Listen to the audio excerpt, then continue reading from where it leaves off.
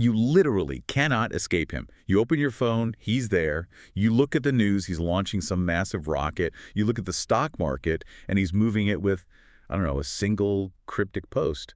Elon Musk is. He's just everywhere. He really is. He's become the main character of the current zeitgeist. There's just no doubt about that. Absolutely. Yeah. And usually when we pull up a stack of articles on Musk, the conversation goes one of two ways. It's either, he's a visionary genius saving humanity. Or he's a chaotic billionaire who needs to have his phone taken away. Exactly. It's always about the external actions. The what? Right. The hero or the villain. Yeah. The engineer or the troll. Exactly. But today, we are doing something completely different. We aren't looking at his balance sheet. We're not looking at his engineering specs or his politics. We are looking at his soul. A deep dive into the psyche. I love this. Yeah. We're basing this on a fascinating thought experiment from a piece of analysis titled, If Carl Jung Treated Elon Musk. It poses this simple, yet, it's a really mind-bending question. If the father of analytical psychology, Carl Jung, were alive today and had Elon Musk on his therapy couch, what would he see?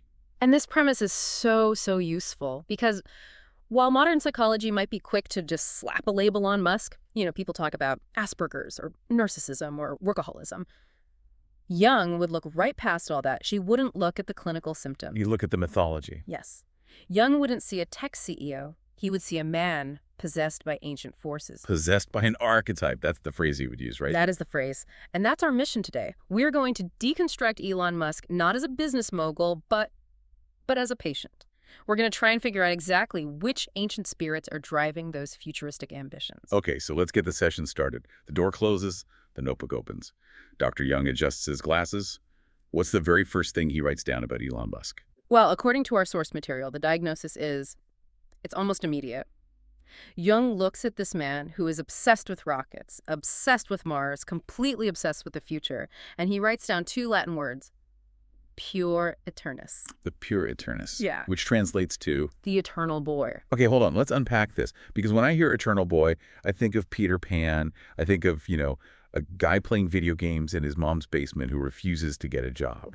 Musk is running Tesla, SpaceX, Neuralink, X. The guy works, 100 hours a week? Yeah. How does that fit the eternal boy profile? That is such a common misconception. The Puer Aeternus isn't defined by laziness. It's defined by a refusal to land. This is a person who rejects the mundane, the ordinary, the slow grind of daily life. They are obsessed with the sky, with high places, and with the future. They live in the provisional life, always planning for what is coming next, never really inhabiting the now. Obsessed with the sky. You can't get more literal than that with Musk. The man owns a rocket company. Exactly, and that's where Jungian analysis gets so fascinating. Jung would argue that Musk's external actions are actually symbolic of his internal state. Why does he want to go to Mars? Why does he want to leave Earth? Well, the stated reason, the mission statement, is to save humanity, to make us a multiplanetary species in case, an asteroid hits or we destroy the climate. It's an insurance policy. That's the conscious reason. That's the logic. But Jung would look at the unconscious drive. Our source material suggests a diary entry Jung might write after meeting Musk, and it says, "You are attempting to flee Mother Earth." Fleeing Mother Earth. Yeah.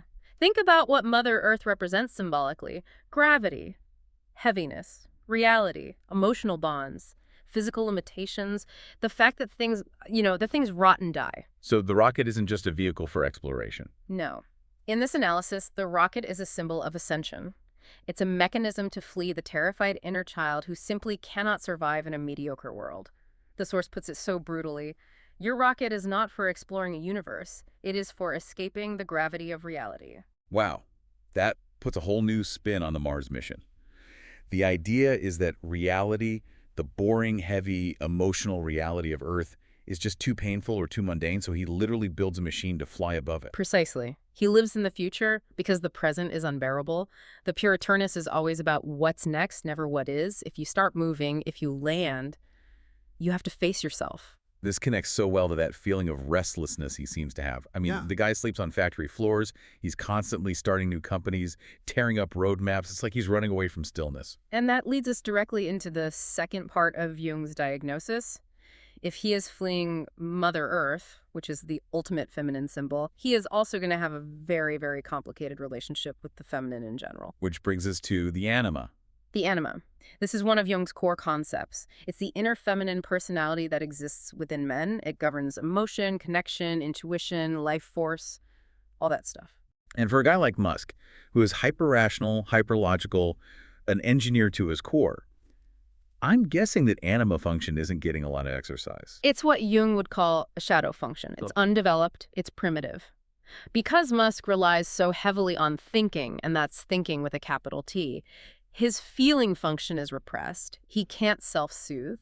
He can't access that internal tenderness. So if you can't find that softness inside yourself, what do? You still crave it. Right? Absolutely. So you project it outward, you try to grab it from the outside world. You look for it in women. Exactly. And this explains the pattern of his romantic life, which the source material highlights pretty vividly. He doesn't look for a wife or a partner in the traditional sense. He looks for a muse. He looks for a goddess. Right. Think about Grimes or Tallulah Riley. These are very ethereal, artistic, almost otherworldly figures. They aren't conventional. He's seeking the other half of his soul. He's projecting this massive, magical anima image onto them. He needs them to carry the emotional load that he can't carry himself. But here's the tragedy, and Jung is very clear on this. No human woman can live up to being a goddess forever. Right. Eventually, reality sets in. They have to eat breakfast. They get cranky. They have mundane needs. They're human. They become mortals. And the moment the goddess reveals herself to be a human being with grocery lists and emotional needs, the illusion just shatters. The projection breaks. And usually, the relationship breaks with it. That makes so much sense. The source had a great line imagining Jung speaking to Musk. Do you have that there? I do, it says. You seek the other half of your soul in women, but try to control them because you fear being swallowed by emotion. That is heavy. It's like he wants the connection, but because he hasn't developed that emotional maturity inside, he experiences emotion as chaos, as something unengineered. So he tries to control it, or he just runs away from it. Back to the rockets. Back to the sky. Back to where it's safe and logical. Back to the Puer. Okay, so we have the eternal boy fleeing Earth. We have the undeveloped anima causing all this romantic turmoil. But there is a third element here, and I think this is the one that really impacts the rest of us. Because Musk isn't just a guy with relationship problems. He is a guy who wants to steer the future of the species. This is the God complex. Or, as Jung would call it, psychological inflation. Inflation? Yeah. Like a currency. Or like a balloon. Like a balloon. In psychology, it happens when the individual ego, the I, merges with a massive collective archetype. In Musk's case, he has merged with the archetype of the savior or the messiah. I mean, he literally talks about carrying the light of human consciousness. That is not CEO speak. That is prophet speak. Exactly. He doesn't view himself as a businessman selling cars. He views himself as the guardian of the species. And the source points out the danger here. When you identify with a God archetype, you get access to immense energy. That's how he works those 100-hour whips. That's how he defies the odds when everyone says Tesla is going bankrupt.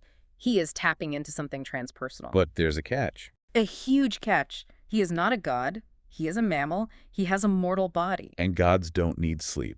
Gods don't need hugs. Gods don't suffer from back pain. Correct. Jung would warn him.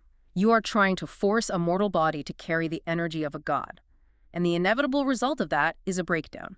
The balloon pops. The crash is built into the ascent. You can see this in the manic tweeting, the sudden policy changes, the erratic behavior. That is the system overheating because a human circuit board is running God-level voltage. So we have a pretty clear diagnosis here. The eternal boy, the projected anima, and the inflation of the savior complex. It's a volatile cocktail. It's a recipe for world-changing success and an absolute personal misery. So Dr. Jung has taken his notes, he flips the page. Now we get to the treatment plan. How on earth do you treat Elon Musk? You can't exactly just tell him to take a vacation or download Headspace. No, and Jung wouldn't do that. Jung saw therapy as alchemy. You're trying to turn lead into gold. You're trying to integrate the split parts of the personality. And the source outlines a 3-step treatment plan that is, honestly, pretty intense. Step 1, what is it? Step 1 is stripping the mask. Okay, what does that look like? Jung would sit him down, look him in the eye, and ask a terrifying question. Elon, if you don't go to Mars, if humanity is doomed anyway, who are you? Oof, that's brutal. That's stripping away the entire mission. It's separating his self-worth from his external achievements. Right now, Musk's entire identity is bound up in saving the world. Jung would want to break that omnipotent narcissism. He would want Musk to see that Elon the human, just sitting in a chair doing nothing, still has value. That sounds impossible for him. I feel like if you took away the mission, he'd just crumble. He said before that when he isn't working, he feels like he's staring into the abyss. Which is exactly why it's the first hardest step. You have to find the person behind the prophet. If the person doesn't exist without the mission, you're in real trouble. Okay, assuming they survive that session without Musk just storming out, what is step 2? Step 2 is facing the shadow, specifically the tyrant. Demon mode. We've all heard about this in his biographies, especially the Walter Isaacson one. The rages, the firing sprees, the aggressive tweets. Yes. The world sees a bully. Jung sees a bodyguard. A bodyguard. That's a generous way to describe screaming at your engineers. Well, Jung would use a technique called active imagination. He'd make Musk close his eyes and visualize this inner tyrant, the guy screaming. And he'd ask Musk to talk to him, "Why are you so angry? What are you protecting?" And what's the answer? The answer is always the same. The tyrant is protecting a terrified, bullied little boy. Right. We know Musk had a brutal childhood, bullied in school, kicked in the head, thrown downstairs, and a very difficult relationship with his father. Exactly. That little boy felt powerless. So the psyche created a protector, a tyrant who demands absolute control. Because if you have absolute control, you can never be hurt again. The rage isn't strength, it's a defense against fear. So Jung would make him acknowledge that demon mode is actually just a scared kid in a tank. Yes. And once you realize that, the tyrant loses his power. You stop letting him drive the bus. You can say, "I see you. I know you're trying to help, but we don't need to destroy this employee right now." That leads us to the final step. And the source says, this is the hardest step of all. Step 3, the prescription. Learning to be human, or, more specifically, integrating the anima. This goes back to the relationship thing. It does. Jung's prescription would likely be solitude. Solitude. But Musk has famously said, "I cannot be happy if I'm not in love. I cannot sleep alone." Which is exactly why Jung would forbid him from dating. He needs to stop looking for a mother in other women. He needs to learn to mother himself. Mother himself. That phrase sounds so strange for a tech mogul. What does that even look like practically? It looks like developing the feeling function. And here is where Jung's advice gets really counterintuitive. He would tell the most productive man on earth to do useless things. Useless things. Things that can't be quantified, things that do not scale, things that do not save humanity, gardening, painting, playing with his kids without trying to teach them physics or optimize their playtime. Just existing. Just existing. The goal is to land, to touch the earth, to do something that has no ROI, no return on investment, other than the joy of doing it. That is how you develop the soul. You can't optimize your soul like a supply chain. That is such a powerful image. Elon Musk, the man who wants to build starships, told to just plant a flower and watch it grow. It feels like such a waste of time for someone with his capabilities. And that feeling that it's a waste of time is exactly the sickness. That is the Puer talking. If he can't find value in the small, he will be consumed by the large. So let's say the therapy sessions conclude. Jung closes his notebook. What is his final summary? How does he view this patient in the end? The source gives us a beautiful, if tragic, closing summary. Jung describes Musk as a modern Prometheus. Prometheus, the Greek titan who stole fire from the gods to give to humans. And look at what Musk has done. He has stolen fire, electric cars, solar energy, AI, reusable rockets. He has brought the power of the gods down to humanity. But in the myth, Prometheus gets punished. Terribly. He is chained to a rock and an eagle eats his liver every single day. And for Musk, that eagle is anxiety, loneliness, the inability to ever be satisfied, the public scrutiny. The source puts it beautifully.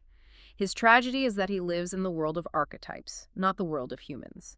He wants to save humanity, but he cannot save the crying child inside himself. That is heartbreaking. It is. Jung concludes that Musk's traits, what we might call Asperger's or his social awkwardness, aren't just a pathology to be fixed. They are the price he paid. He sacrificed his emotional function to hold that much intellectual power. You can't have that much fire without getting burned. So Jung's hope isn't to make Musk normal. No. Making him normal would destroy his genius. If you fixed him completely, he wouldn't be Elon Musk anymore. Jung wouldn't want to extinguish the fire. He would just want to help Musk build a sanctuary. A sanctuary? A small space? Maybe just a few hours a day where he can step off Mount Olympus, stop being the savior, and just be a vulnerable, imperfect human being. Sanctuary from his own mind. Exactly. Because unless he learns to come down from the mountain voluntarily, eventually the mountain will crumble. It really changes how you look at him.